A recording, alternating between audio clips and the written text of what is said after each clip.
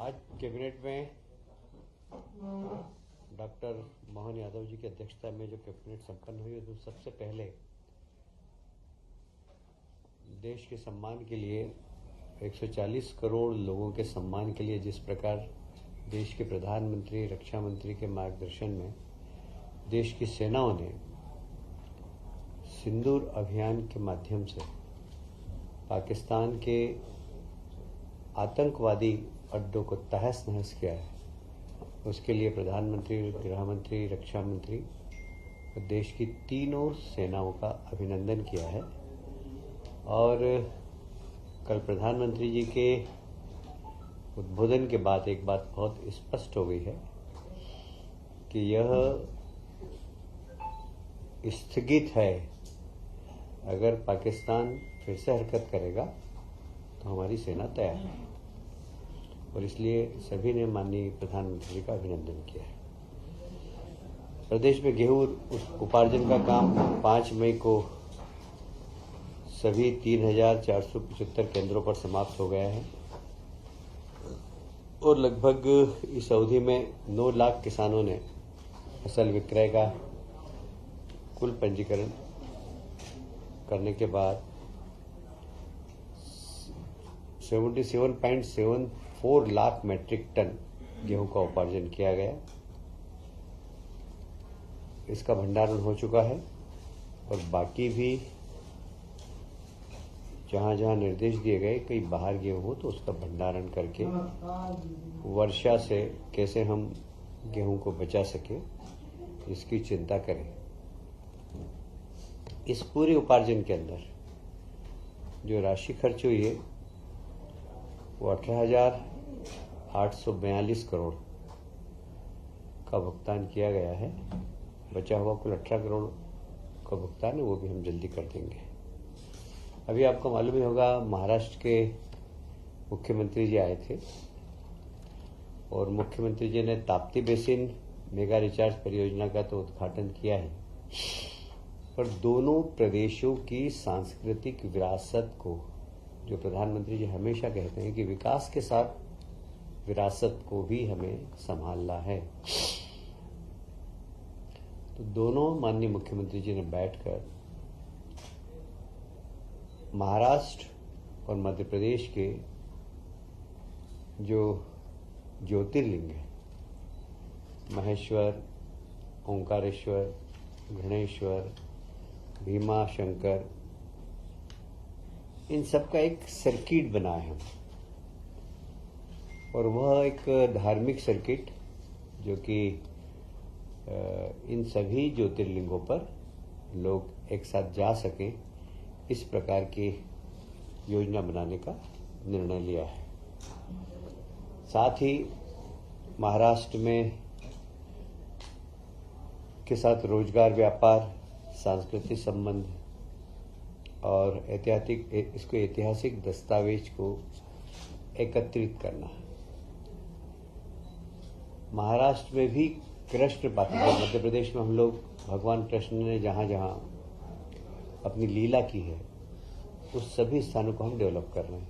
जैसे महाराष्ट्र में भी वे सब स्थान जहां पर कि भगवान कृष्ण ने अपनी लीला के माध्यम से उस समय में असुरों के खिलाफ एक अच्छी अपनी संघर्ष की प्रवृत्ति समाज के अंदर जागृत की थी, उन सब स्थानों को एक बार फिर से महाराष्ट्र भी डेवलप करेगा। जैसे भगवान दत्तात्रेय, नाथ परंपरा, भ्रथरी, उनका संबंध मालवा निमाड़ से भी है, ऐसे नाथ परंपरा का महाराष्ट्र, हिमाचल प्रदेश, मध्य प्रदेश, इनसे बड़ा संबंध रहा है।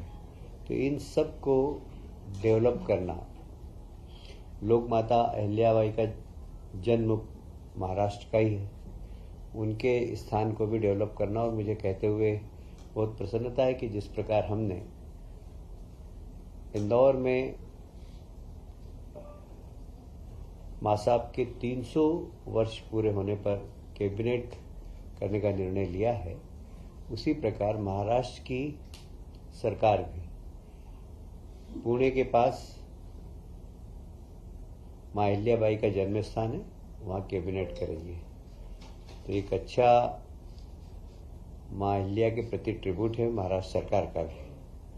साथ ही आपको स्मरण होगा कि देवी अहिल्या माता ने उस समय रोजगार की चिंता की थी।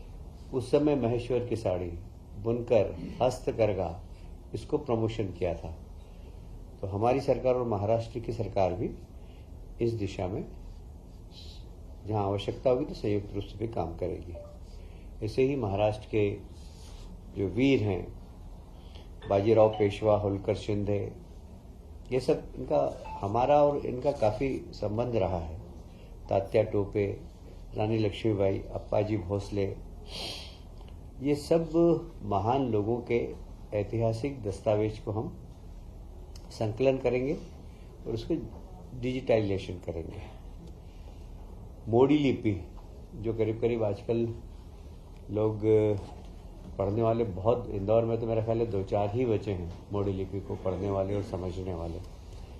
इसकी लिपि को सुरक्षित करना और इसके भी विद्यार्थी तैयार करना, इस दिशा में भी हम काम करेंगे। माता अहिल्या देवी के पूरे जीवन पर सांस्कृतिक, धार्मिक, प्रशासनिक जो योगदान है उनका, उसके ऊपर नृत्य नाटिका, film, light and sound projection, mapping इत्यादि का काम महाराष्ट्र सरकार भी करेगी और हम भी करेंगे।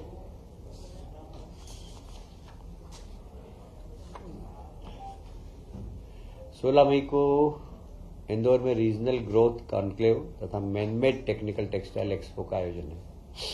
आप सभी जानते हैं हमारे प्रदेश के मुख्यमंत्री माननीय यशस्वी प्रधानमंत्री जी के निर्देश पर कैसे हम रोजगार के नए अवसर सृजन कर सकें, इस दिशा में सरकार पहले दिन से ही कार्यरत है।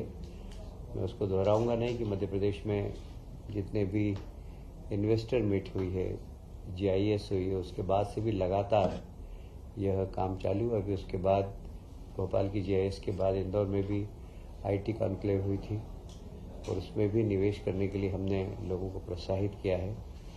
अब 16 मई को इंदौर में एक regional growth conclave Marriott hotel में होगी, जिसमें मैनमेड टेक्सटाइल के क्षेत्र में काम करने वाले, क्योंकि टेक्सटाइल एक ऐसा क्षेत्र है जहां रोजगार की सर्वाधिक संभावना रहती है और वो भी ऐसे लोगों को रोजगार मिलता है जो अशिक्षित हैं, 12th पास हैं, 10th पास हैं। उनको थोड़ा सा उनका स्किल डेवलपमेंट करके इस क्षेत्र में रोजगार के बहुत अवसर मिलते हैं। सर, इसका नाम क्या रीजनल जी, इसका नाम क्या रीजनल ग्रोथ कॉन्क्लेव? ओके। 14 मई को बेंगलोर में एक रोड शो है। वहीं पर भारत अर्थ मूवर्स लिमिटेड परियोजना, ये भारत सरकार का एक संस्थान है, इसको भूमि आवंटन का भी काम किया जाएगा। इस योजना के माध्यम से यह भारत अर्थ मूवर्स लगभग 1800 करोड़ का निवेश करेगा। यहाँ यह स्थान होगा इसका गोहरगंज रायसेन BEML द्वारा। यह हाई स्पीड रेल के, मेट्रो ट्रेन के कोचेस बनेंगे और ये मुझे याद आ रहा है, ये काफ़ी दिनों से पेंडिंग था। अभी इसको जमीन आवंटन भी हो चुकी है और इन लोगों ने भी सारी, क्योंकि भारत सरकार का प्रोजेक्ट है ये, तो ये जल्दी ही प्रारंभ होकर वहाँ के स्थानीय लोगों को रोजगार देने का काम करेगा।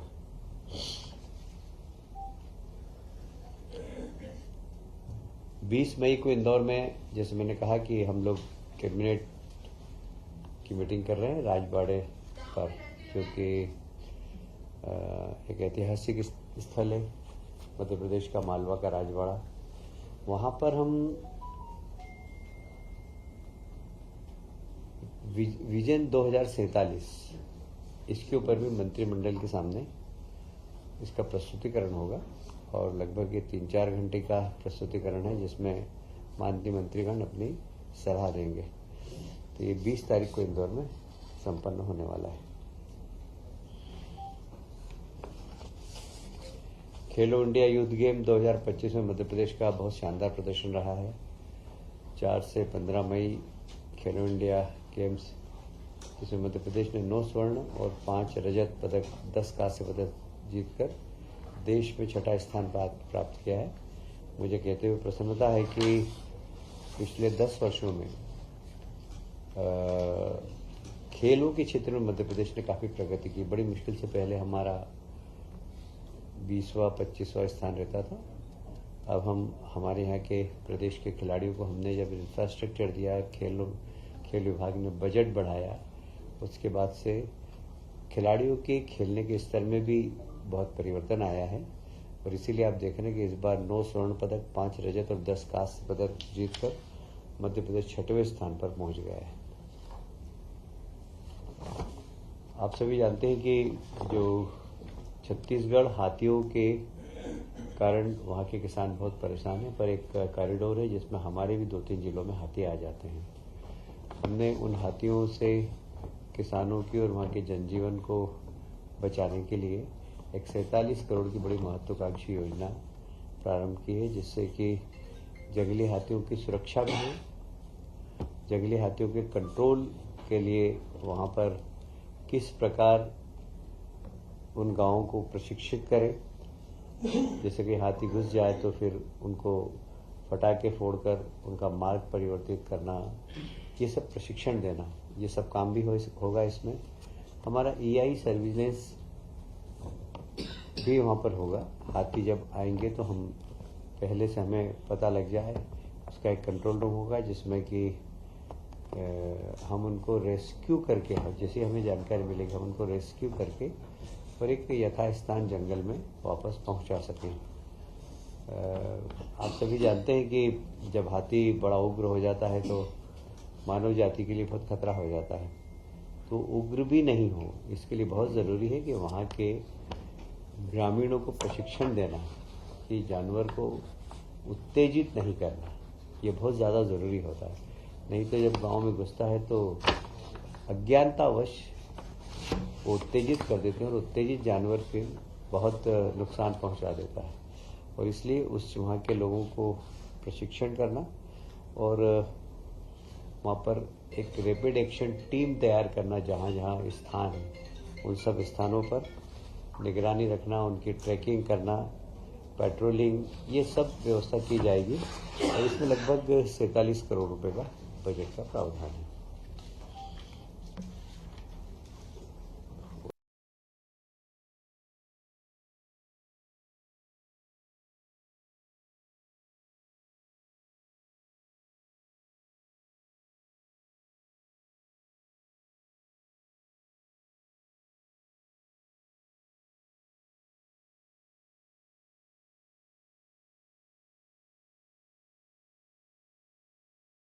देखिए, मुझे लगता है कि गेहूं खरीदी से किसान काफ़ी संतुष्ट है इस बार। उसका कारण है कि बाजार रेट में और हम जब खरीद रहे उस रेट में बहुत ज़्यादा अंतर नहीं है। अब गेहूं का रेट बढ़ गया है बल्कि बाजार में, इसलिए किसानों को बहुत ज़्यादा सरकार को बेचने में रुचि अब कम रह गई है। इसलिए मेरी जानकारी के अनुसार मेरे क्षेत्र के अंदर जहाँ जहाँ का प्रभारी हूँ वहाँ तो कोई शिकायत नहीं है। पर अगर ऐसी कोई शिकायत होगी तो हम उसके ऊपर भले विचार करेंगे, पर हमारे पास ऐसी कोई शिकायत नहीं है।